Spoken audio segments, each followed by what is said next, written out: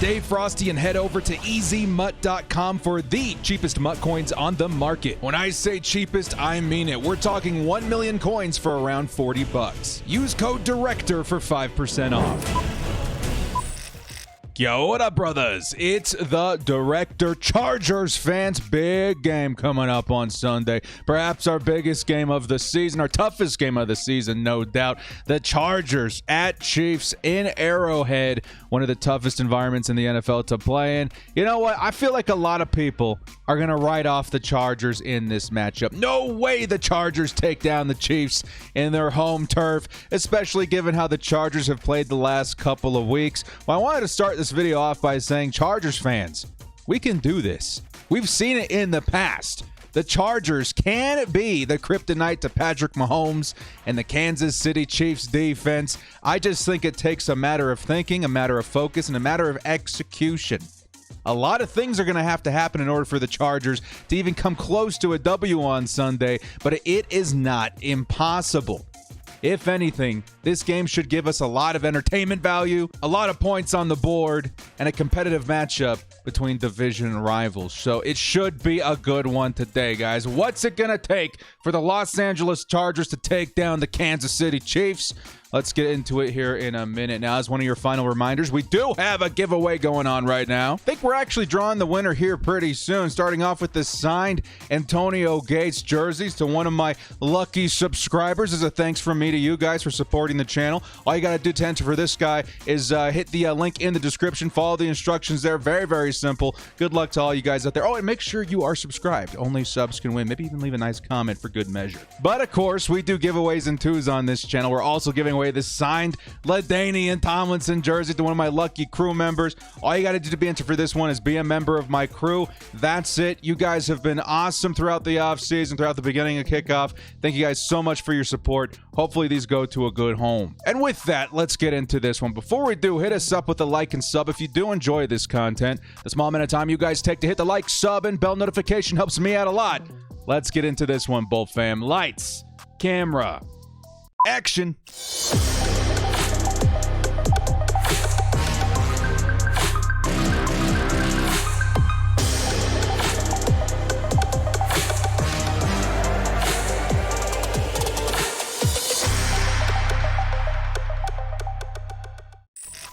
The Los Angeles Chargers versus the Kansas City Chiefs. Week 3 game preview.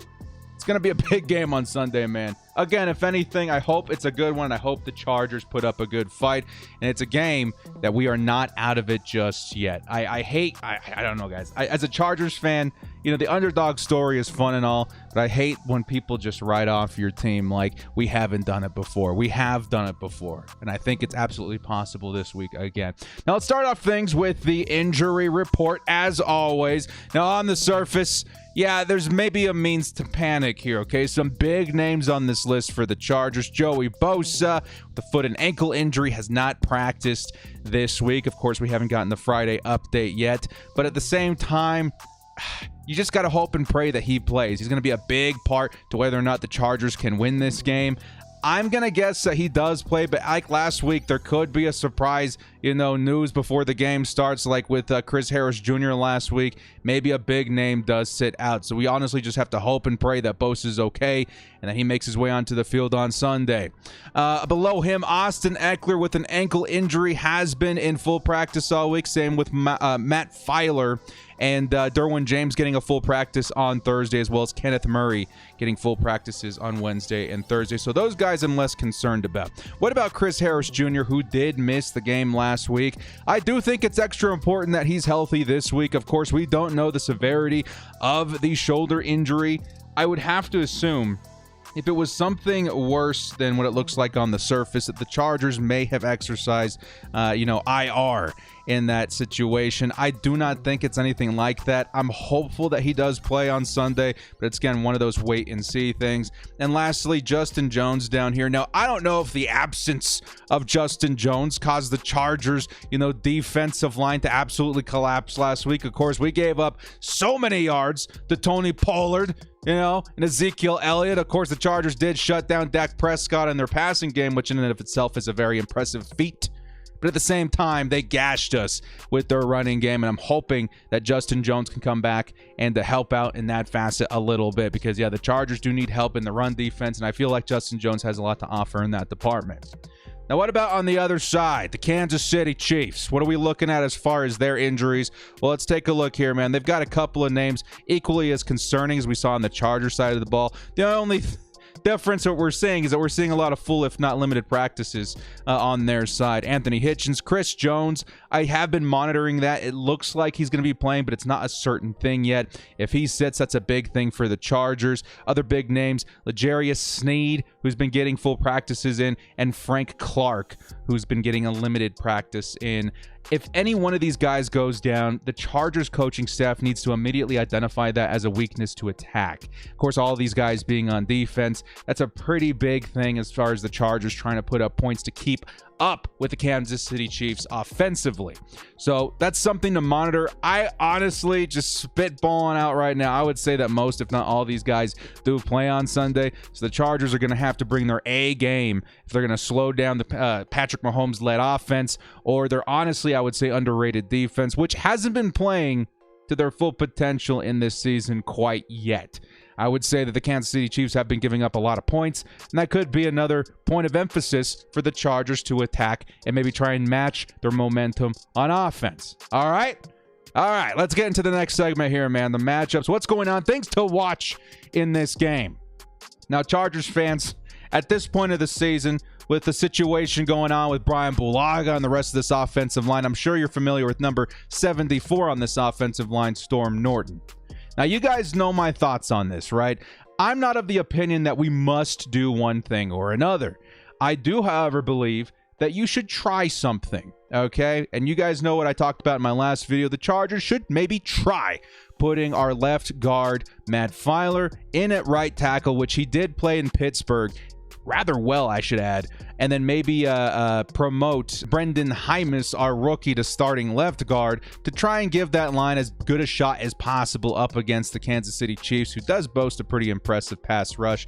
Now, last I've heard, Storm Norton is going to be the guy at right tackle, and honestly, it could be worse. If I had to choose between, gun to my head, Storm Norton and Trey Pipkins to be guarding that side of the line, I would give it to Storm Norton 10 out of 10 times. However, I still do think the Chargers should try something new at offensive line. It doesn't mean you got to roll out with it on Sunday. It doesn't mean you have to be firmly committed to it throughout the entire game. Maybe it doesn't work out for a couple of drives.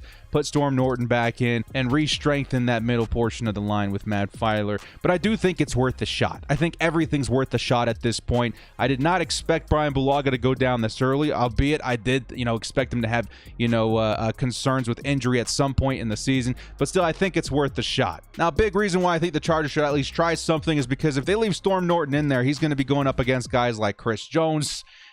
That's kind of a big red flag to me. He's one of the best in the league, and I do think he's going to have some issues trying to contain him. But still, that's a situation to watch coming up into Sunday. Next up, probably the biggest storyline. I was going to save this one for last, save the best for last, but I figured this is probably one of the biggest storylines of the game on Sunday, so I wanted to feature it a little bit early. Patrick Mahomes versus Justin Herbert, a matchup that we've seen come neck to neck in the past. Of course, Justin Herbert's first start ever in the NFL came against Patrick Mahomes, and he nearly won that game.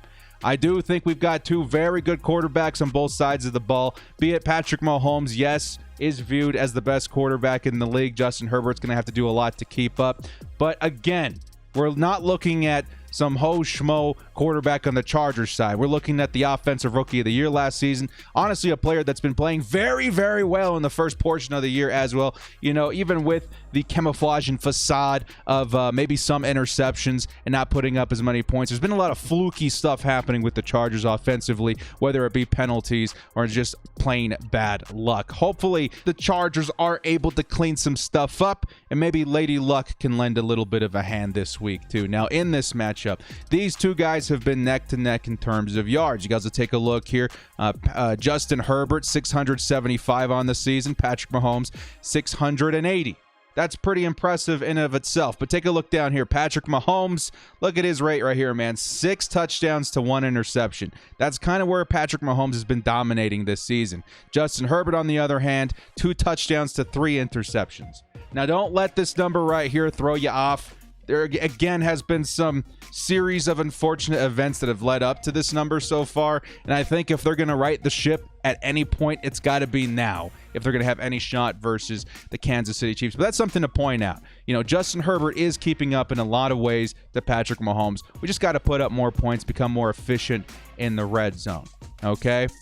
Now, speaking of which, what else is it going to take? We must limit the mistakes in the red zone. Justin Herbert, he has forced a couple of passes, I would say 2 this season, that did result in turnovers. We've got to limit that. We've got to make better decisions in those situations. We have to capitalize in the red zone.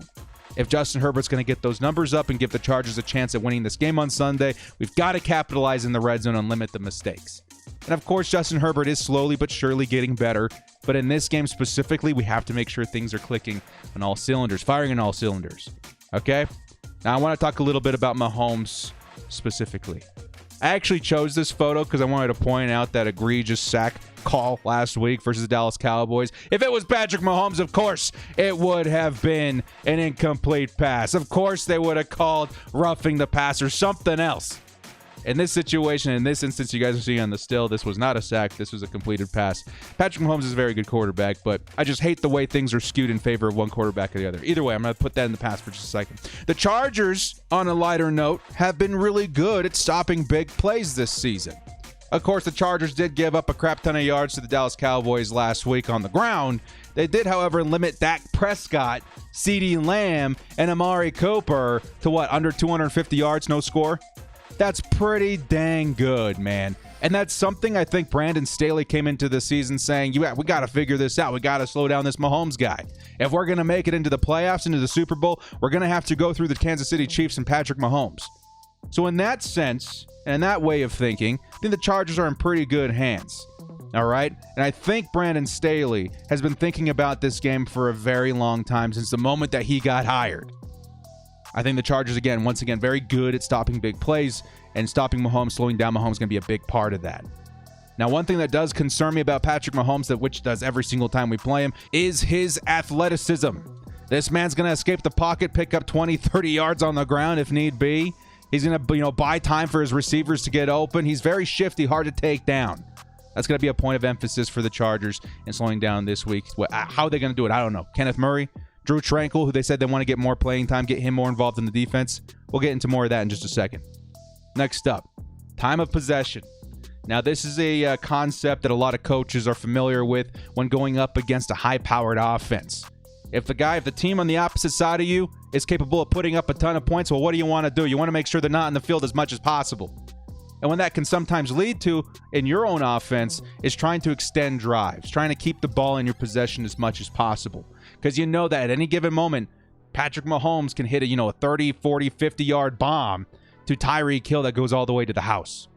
Now, that can't happen if the ball is in your possession. So that's something I wanted to point out in this week's video as well. That might be something we see a lot of on Sunday. Whether it's executed properly and the Chargers are able to capitalize on that strategy, who knows? But that's something that I would at least think of and consider as a head coach. Maybe try and keep the ball away from Patrick Mahomes as much as possible. And that's something the Chargers did very well in Week 1 versus the Washington football team. I think their time of possession was something like 4 times longer than Washington. If they can do something similar to that in this week versus the Kansas City Chiefs, I think we got a pretty good shot at it. Okay? Another big one right here. Joey Bosa. You guys see Joey Bosa in there getting a little slice of Patrick Mahomes. Now, Joey Bosa and company, the pass rush versus Patrick Mahomes is going to be a huge emphasis in this week's game. The line must step up and get after the quarterback. Something that we've seen, again, be successful in the past. Joey Bosa.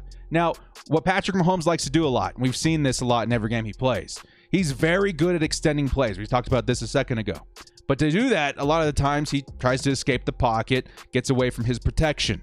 That's where Joey Bosa starts licking his chops a little bit, right? As soon as Patrick Mahomes, starts evading the pocket or whatever, he's going to try and get after the quarterback. And Joey Bosa is more than capable of getting a pair of sacks in this game. We just got to make sure they're on their A game. Because as of right now, and I have to point out the pros and cons to all these situations, Joey Bosa hasn't been playing to his full potential this season, I would say.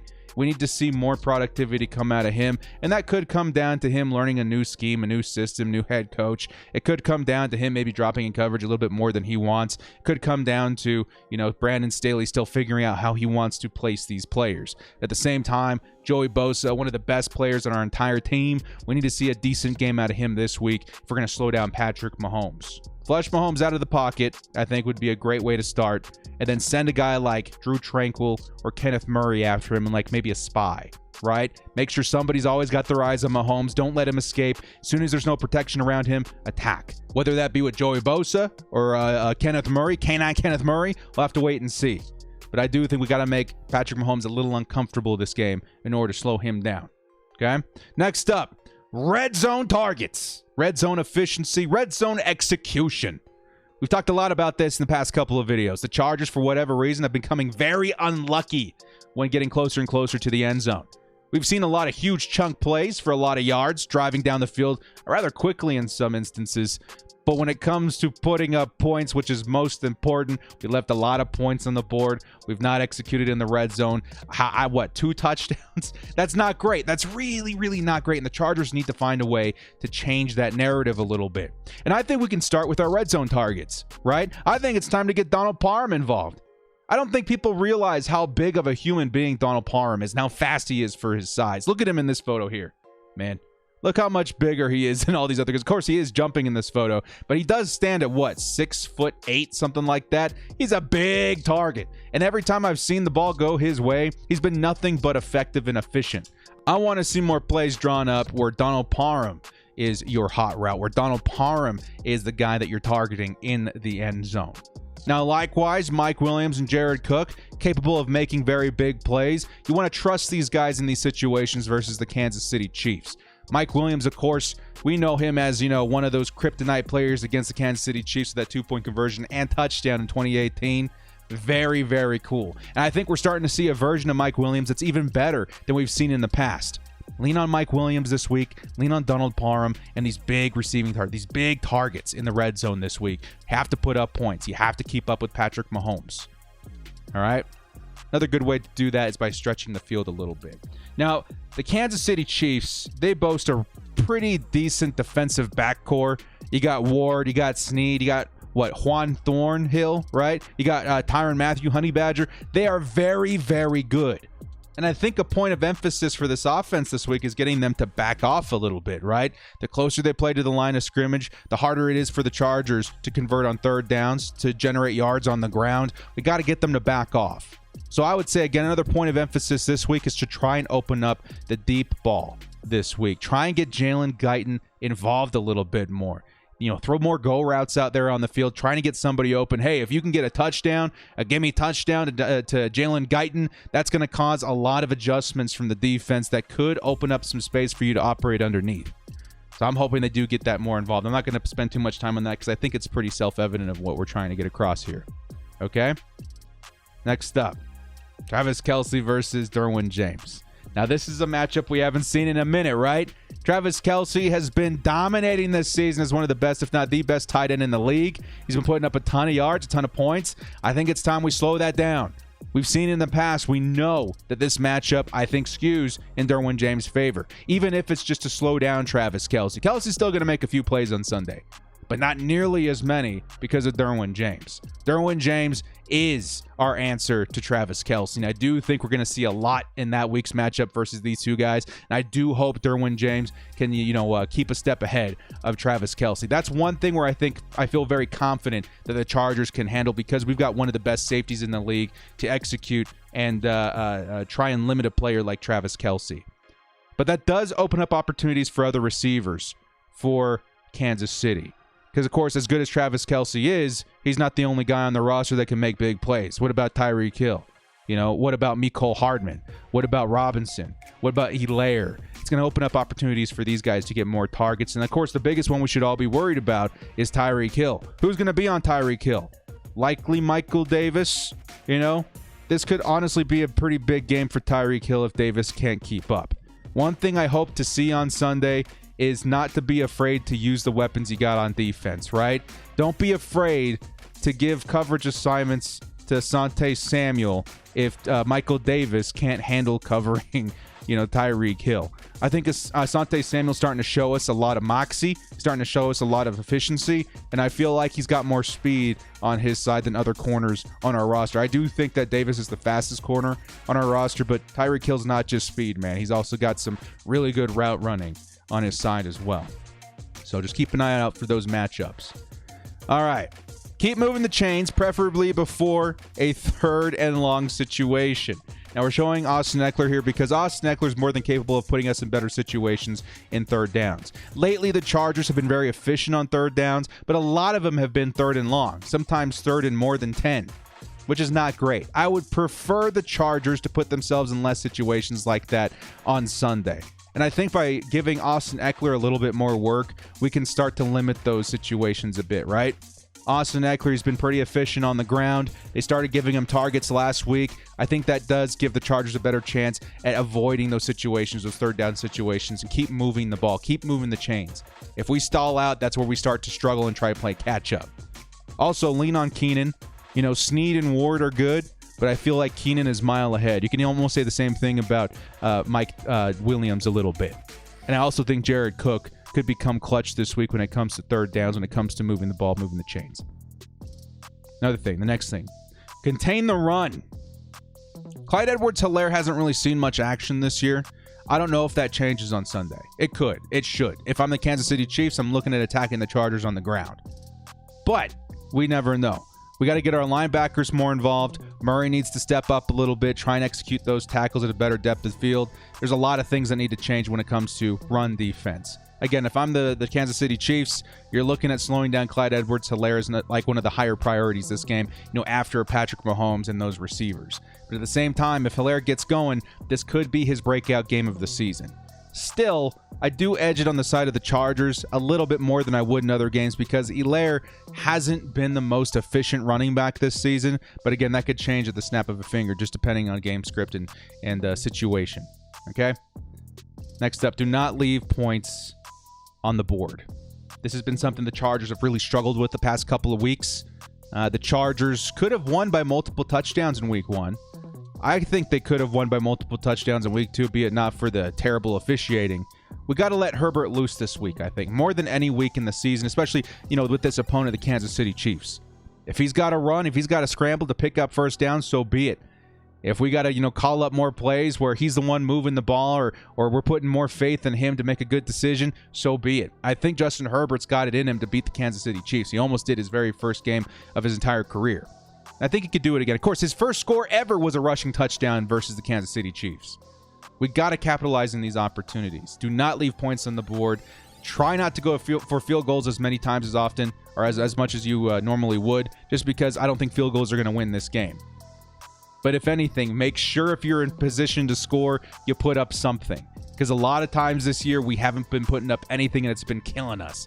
Against an opponent like the Chiefs, it's going to be your detriment this week. Okay? Just a few more here. Penalties. I saved this one for close to last because I think a lot of people understand this already. We've seen this the past couple of weeks. It's been really bad. I'm not going to put much time into this segment right here. If the Chargers show the same lack of discipline as last week, maybe even the week before, it's game over. If the Chargers can't clean up, these penalties, if they can't start executing more efficiently, if they can't discipline themselves to not draw that flag, I think it's going to be over before it begins. Now, I'm hoping that Brandon Staley and this coaching staff, spent the majority of the week trying to focus on this, and it does help this week. But if we see a lot of the same things on Sunday, I don't think we have much hope of cleaning up these other things I've been mentioning in order to win this game. Penalties may actually end up being the most important thing this game that the Chargers need to focus on. Capitalize on turnover opportunities. Now, this is one we talked about last week. We're going to look at the same image right here of Nasir Adderley, ball going through his hands. Nice defensive play right there, but if that were a turnover, last week's probably a dub versus a loss, right? Now, I feel like this week especially, a dropped interception, a fumble not recovered by the Chargers will be more punishing this week than compared to other weeks and other opponents the Chargers will need to play. This is a big one. Capitalize on turnovers. Don't let the ball fall through your hands. Jump on that fumbled ball if you have the opportunity. It could come down to turnovers as well, man. There's a lot of things the Chargers need to be on point this week in order to beat the Chiefs. If they can execute in those situations, I do have a good feeling the Chargers can keep up with the Chiefs. Now, finally, the final score prediction. I know a lot of people ask for this every single week, but nerve-wracking for me since we did get the first week on point for point. What do I think is going to happen this week? Now, I have to start this off by saying there is hope, Chargers fans. There is hope. The Chargers can win this game, but it's going to take a lot of things. A lot of things that I listed here, a lot of cleaning up. Can the Chargers do that? The penalties, the efficiency, the red zone, the moving the chains, all that kind of stuff. Can they do that this week? Absolutely. But I do have to emphasize it's a big ask. It's a big ask in a season where the Chargers are still trying to get their legs under them, trying to figure things out with the new scheme, new coaching, and a lot of stuff like that.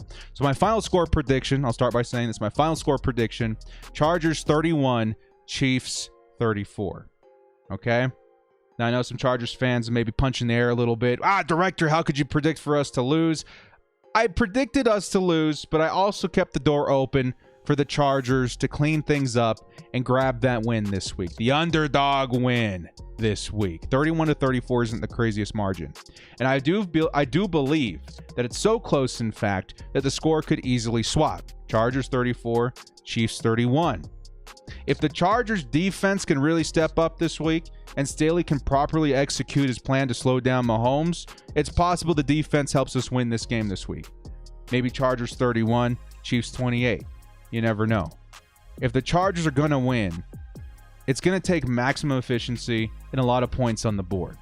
But I do need to emphasize we can do this. Just because I predicted that we dropped this one doesn't mean it's an impossible game.